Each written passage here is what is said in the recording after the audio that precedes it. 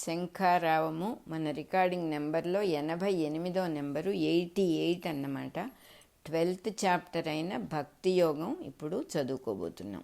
అనన్య భక్తి సాధనమందు చక్కని క్రమ మార్గం ఉన్నది.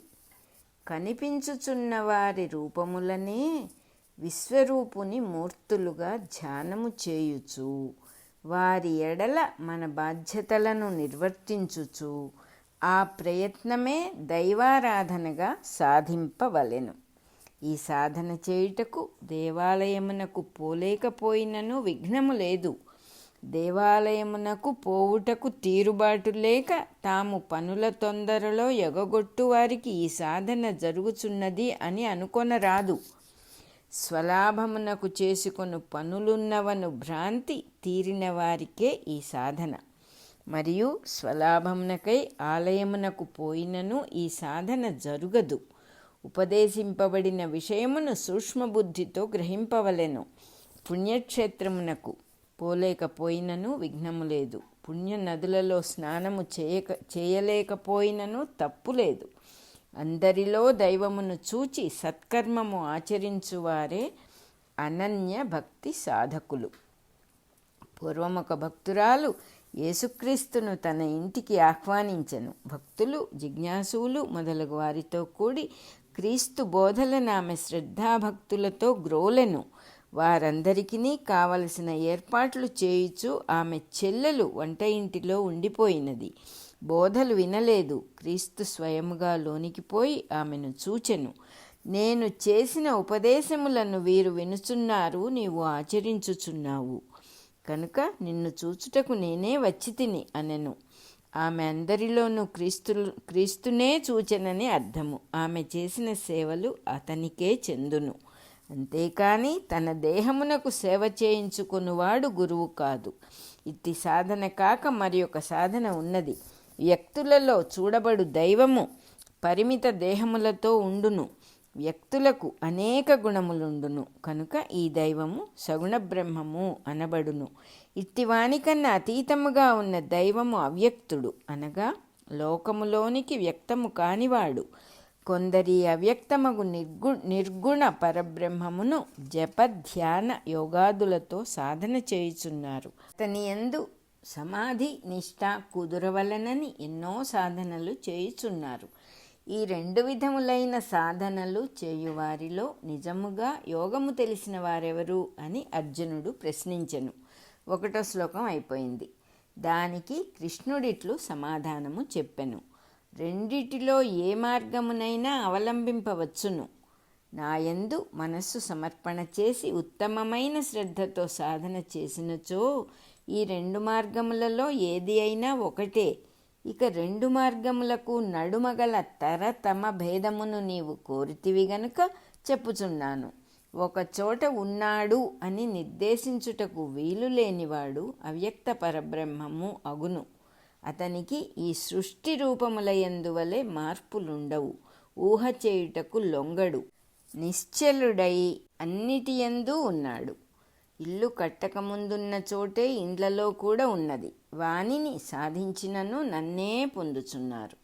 అట్లు కాక అందరి యందును సమబుద్ధిని సాధించిన వారు ఇంద్రియములను నియమించుకొని కూడా నన్నే పొందుచున్నారు.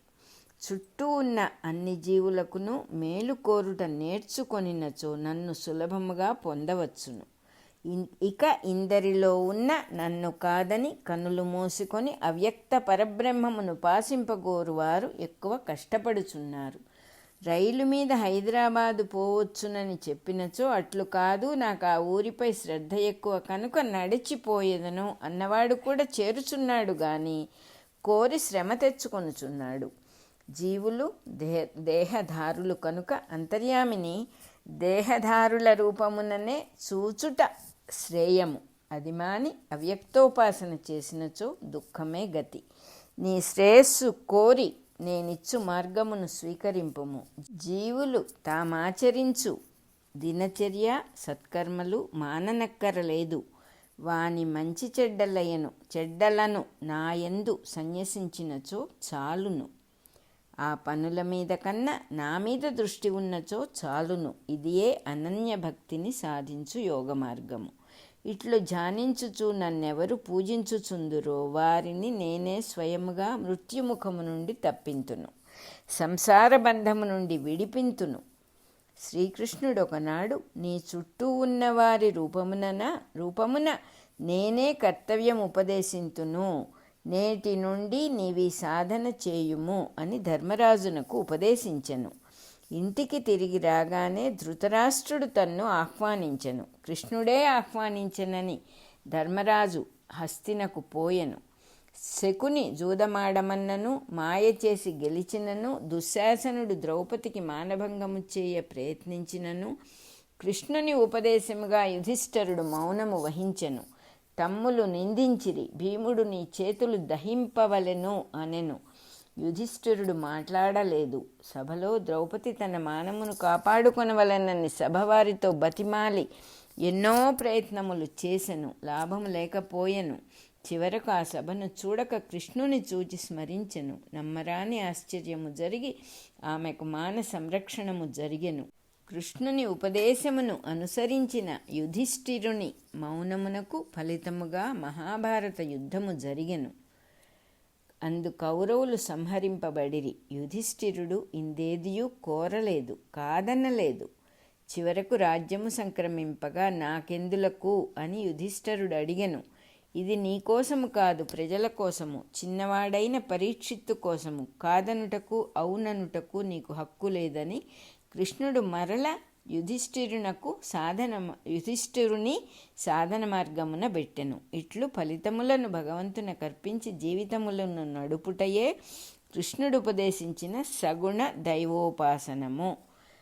2, 3, 4, 5, 6, 7 శ్లోకాలు, 2 నుంచి 7 దాకా శ్లోకాలు అయిపోయినాయి. ఇక్కడ ఏ రూపమునైనను నాయందు ఆవేశము చేయబడిన చిత్తముతో జీవించు వారికి నేను అచిరకాలముననే వశమగుదును.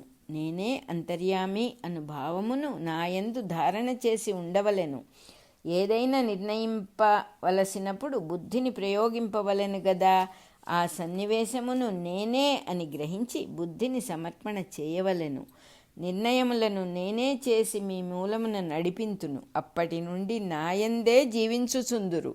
ఏమాత్రము సందేహము కలిగినను ఈ మార్గము లభింపదు. అనగా సందేహింప తగని చోట ఫలితములపై జయాపజయములపై బుద్ధి పనిచేయును. దానితో నిర్ణయము అతనిదే అగును, చిక్కులలో పడును. 8వ శ్లోకం అయిపోయింది. ప్రారంభముననే సమస్త భారములను సమర్పణ చేయగలుగుట సాధ్యమా? సాధ్యము కాదు. అప్పుడేమి చేయవలెను? మరల ప్రయత్నింపవలెను. నా దగ్గరకు వచ్చుటకు మరల కోరుచుండవలెను. ప్రారంభమున అది కూడా మరపునకు వచ్చుచుండును గదా. మరచినవాడు ఎట్లు జ్ఞప్తి తెచ్చుకొనగలడు? తెచ్చుకొనలేడు. మరపు కలుగుటకు సాధ్యపడని పరిస్థితులను ఏర్పరచుకొనవలెను. అది ఎట్లు? నాకు సంబంధించిన పనులను కల్పించుకొని చేయుచుండవలెను. విష్ణుచిత్తుడు ఏమియూ చదువుకొననివాడు అయినను తనకున్న తోటలు, దొడ్లు, పొలములు, ఇల్లు మొదలగు వానిని కేంద్రముగా కృష్ణుని ఆలయమును స్వీకరించెను. ఆలయ సేవకే పూలు కోయుట, పూల మొక్కలను సాకుట, పాదులు చేసి నీరు పట్టుట అనుష్ఠానముగా స్వీకరించెను. పొలములను, పండ్ల తోటలను స్వామి కొరకే సాగుబడి చేసి అందులో స్వామిని చూచి దాన ధర్మాదులు, ఉత్సవములు చేసెను. ప్రతిదినము ఆలయము కడుగుట, చెరువు నుండి నీరు తెచ్చుట, దీపము పెట్టుట, అర్చన చేయుట అను పనులతో జీవితము గడిపి మహాభక్తులలో అగ్రస్థానము వహించెను. ఇట్లు కల్పించుకొనిన పనుల వలననే మనస్సు అంతర్యామి మీదకు మ్రొగ్గును. 9వ శ్లోకం అయిపోయింది. అలాగే మన రికార్డింగ్ నెంబరు 88 కూడా అయిపోయింది.